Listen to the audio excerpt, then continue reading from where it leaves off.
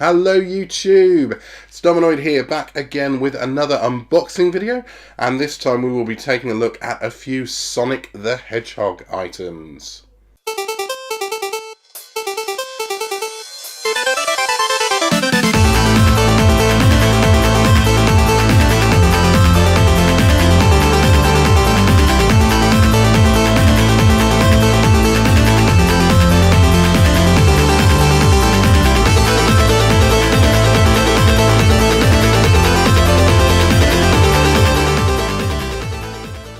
I'm sure that as retro gamers watching this video, you will be well aware that there is a new Sonic the Hedgehog game out at the moment, and that it is really bloody good. Sonic Mania came out a few weeks ago at the time of recording this. I picked up the collector's edition. I did do a live unboxing of the contents of that, but I'll be giving you another show of the main two items in just a moment. I've also got a very special unboxing. I have just picked up the Datadiscs vinyl version of the soundtrack. So that's going to be the main item that we'll be seeing on this video today. Now, if you follow me on Twitter and Facebook, you'll no doubt have seen me waxing lyrical about Sonic Mania already, and you'll probably have already seen my review on Game Grim, where I scored it 10 out of 10, something which I do not do lightly, I do not do very often. I do like to make sure that 10 out of 10 is reserved for only the very best games, but really, Sonic Mania is genuinely one of the best Sonic games I have played. It is absolutely tremendous, and I cannot sing its praises enough. It is such good fun. The sphere bonus levels are an absolute nightmare though, so that's about the only bad thing that I can say about it, is that some of the levels are quite hard. And if that's the worst thing you can say about a game, then they've done a damn good job. So the first thing that we're going to take a look at is the contents of the collector's edition. Now, I'm not going to show you the box because, well, you've seen boxes before. I am going to show you the two items that I got with it then. So, first of all, we have got this awesome little replica Mega Drive cartridge. Well, technically, I think it is a replica Genesis cartridge, but it's pretty much the exact same thing. It looks like the sort of the second generation of cartridges where they were smaller, not the sort of the larger chunky ones that you had in the earlier days. You'll notice that the edge connectors here are not actually real edge connectors, because this isn't a real cartridge, it is just a replica. However, inside it is my own little ring from Sonic. It doesn't go ba-ding when you pick it up, but look at that. I mean, I'm not sure exactly what I'm going to do with it. It's too large to go on my finger, and it is too small to use as a cock ring, so it's just at that awkward space in the middle. But it does look really cool on the shelf. What I have seen a few people doing is making replica cover art for it and actually putting it in a Genesis box. So yeah, that's something I'm seriously thinking of doing. I'm saying Genesis instead of Mega Drive. It is Mega Drive, but it's very Americanized, as all these things are. But I'm okay with that. It's really good. I mean, the artwork is nice, and this, you know, if this was a genuine Sonic game in the 90s, that artwork would be absolutely perfect for it. It's a brilliant match. So next up, we've got the statue. This thing is massive. Like, it is ridiculously large. It's a huge statue. I mean, it's for sort of scale. Let me grab the box for the record, and you can see it is about as tall as the record. So it's nearly a full 12 inches tall. It's original chubby Sonic. You can tickle his belly, which is how, for me, Sonic should look. He's standing on a replica. Again, it's a replica Genesis. It's not quite the same. If it was a Mega Drive, then that would be white. If it was the PAL Mega Drive, obviously it would be blue if it was the Japanese one. Obviously the Mega Drive didn't have Sonic Mania written on it. It did have that high definition graphics thing written on it. It had 16-bit across there, of course, so it is slightly different. This is acquired a little dust on the shelf I can see. Now the reset button doesn't do anything. The volume button moves but doesn't actually do anything. The on-off switch, it does do something. Now, you'll notice there's a power LED there. That is a real LED. But for some reason it's not hooked up. It is possible to mod it so that it can be turned on, because all of the relevant connections are inside in the circuitry. They're just not hooked up. So at some point I may well change that. And I think it is just purely because they didn't want batteries to run out, because when you press the switch it stays like the Mega Drive did. Of course, the Mega Drive was plugged into the power in the wall, so it didn't matter too much that it was constantly using power. This, on the other hand, this is powered by a large number of AA batteries, which go in underneath in one of those annoying screw sockets, or screw-held. You know what I mean?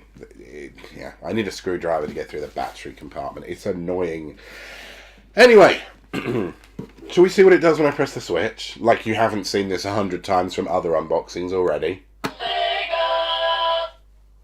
That is just brilliant. I love that, and it has never got old for me. My fiance, she disagrees, and I have slept on the sofa a number of times, but it's fine. I don't mind sleeping on the sofa. It's kind of like a camping trip. So we'll pop Sonic down there, and that is the contents then that I got from the limited edition. Unfortunately, I didn't get a physical copy of the game because no such thing exists, and that's a bit disappointing. Got a download code. I'm not going to show you that here. I also got a little random metal card with some artwork on it, which is nice but completely useless for anything. And that's the special edition. So let's turn our attention now to the record itself. So this is it's data discs. I think it is SON1. I think they gave it the code. It's not a officially numbered data disc release. It is a special edition. This is a limited edition version that I have. So at the time of watching, you may not be able to buy this, I'm afraid. But it's sold out in sort of a day anyway.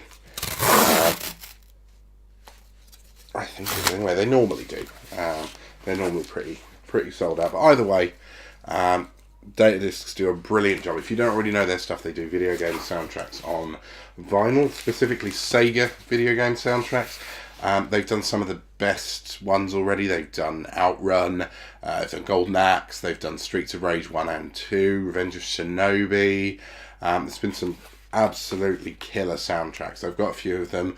Really do enjoy them, and they do a brilliant job with presenting them as well. I mean, just to start with, right, the packaging here, this is like, it's really stiff cardboard. It's perfectly packaged so that everything is kept secure. It's got fragile stickers all over it. There is even the worst postal workers in the world would probably struggle to damage a record with packaging this good. I'm really impressed. Well done. Oh, I got a little sticker. Oh, look at that. I like stickers. Yeah. Free sticker. Yay. So, here we are. Here is the main event. Look at that. That is a work of art. It's covered in cellophane at the moment, so let's pop that out. And yes, I know I'm being incredibly uncouth by using a screwdriver to open the packaging rather than actually using a pair of scissors or a knife or something, but it was nearby and to hand. So yeah, I'll just try and get this open. So the music is by T. Lopes, who you may know from a lot of Sonic the Hedgehog remixes on the internet. He's been doing that for years. He's done the soundtrack to a few games as well, and this is his latest, Sonic Mania. And it's a tremendous job. It sounds just like a traditional Mega Drive Sonic. We've got the game box art here. Really nice, hand-drawn, old-fashioned, chubby Sonic. And they've done a really nice job with texturing it as well, because you can see all of the yellow background, that is matte, but then the Sonic image himself, the logo, All of these sort of circular designs, they are gloss, so it's got a really nice feel to it. If you look at the back, you've got the track listing, of course, here, and there's 16 songs on here. So we've got the title screen theme. It's called Discovery. Really, really good original composition. We've got Lights, Camera, Action from Studiopolis Act 1. I've got the Mirage Saloon, West Wild Style Pistolero. I'm not going to go through all of them, but there's some really good themes here. So yeah, we've got the main menu, the comfort zone, the hardboiled heavies theme, the high spec Robo Go. That's really, really good. Yeah, really, really good stuff. Titanic Monarch Act music. We've got the Act 2 music, Steel Cortex. And have we got the Act 1 music on here? I don't see... Yes, I do. It's Built to Rule, A6. I have heard Built to Rule more times than I care to mention, because that level is difficult. That last boss, it was like super, super hard. When you finally work out how to defeat it, it's actually quite easy. But it took me ages to work out the technique. And it's very easy to instantly die. But it doesn't matter, because the music is so lovely and the game is so lovely and it's all fine, and I really like Sonic Mania. Did I mention that? Okay, look at that gatefold back. And see, this is why I really like vinyl over CDs, is that is a really huge, really nice looking piece of artwork.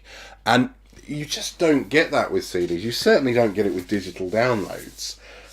It's not the same. It's nice, and I really like this vinyl resurgence thing. I only came into it very late, and you'll see my record player in a moment. It's, I'm not a high-tech audiophile by any means, and I know I'm not getting the best sound quality, so don't tell me that in the comments. I already know, but I can't afford to upgrade just yet to anything with a higher quality sound effect. Oh, right, now, what have we got here? We've got, talking of download codes, we have got a download card for the digital soundtrack. Don't try claiming that. By the time I upload this video, I will have already claimed it. And then next up, we've got the inner sleeve. So we've got Sonic, Tails, and Knuckles here. And on the back here, we've got the main baddies of the game. We've got the hard-boiled heavies there, and they are primarily evil characters, and this is who Sonic will be defeating through the game. Really nice blue innard to the case. I don't know if you can see that there. That's really nice. But the main thing, of course, that we're here to see is this record itself. How beautiful is that? I mean, that is just a piece of artwork. It's heavy duty vinyl. It's 180 grams, as you would expect from a limited release. But that is, I mean, that splatter, it's a unique thing, isn't it? That is done largely by hand, and it looks very different on each side. So yeah, you've got Act 1 and Act 2 there, and we've got it's the colour scheme of the game, isn't it, as well? It's so it's blue, orange, red, and yellow. So obviously we've got the orange for Tails, the blue for Sonic, the red for Knuckles, and the yellow is just, I guess, the colour theme of the game.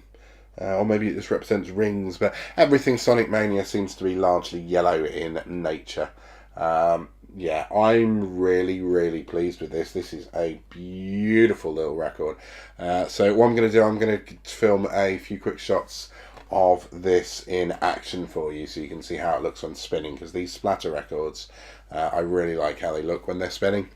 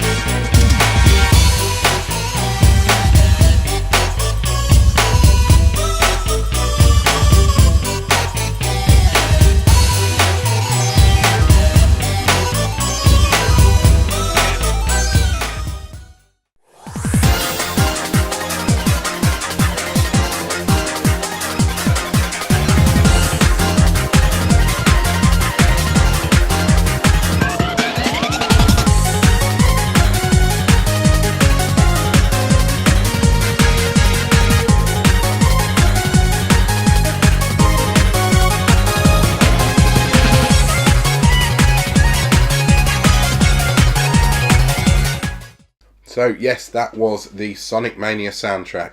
Really great game, really great soundtrack. I thoroughly recommend picking up a copy of this vinyl. They're 20 quid.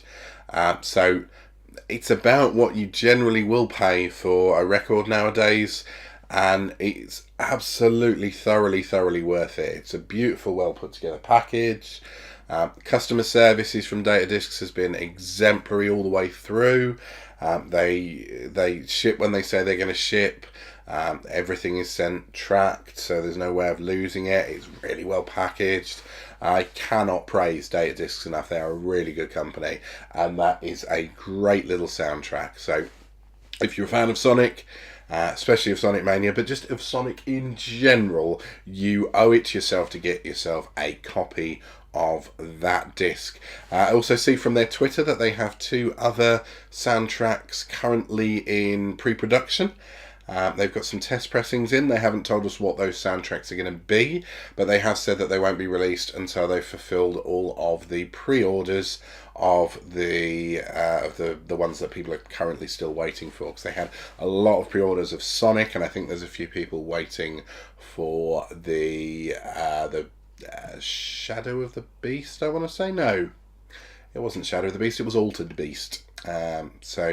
I think they're finishing those up first, and then they have got 2 new entries coming soon. So keep an eye on their website. I'll put a link in the description. In the meantime, thank you very much for watching. Please do remember to like, subscribe, ring the bell so you can be the first to know when I have something else to say. And please do add comments and suggestions and whinges about things or whatever you want in the comments down there, because those are your comments. They're free for you to add in, and it really does help out the channel if we engage in a little bit of discourse every now and then. So yeah, that's a very long-winded way of saying cheers YouTube and goodbye.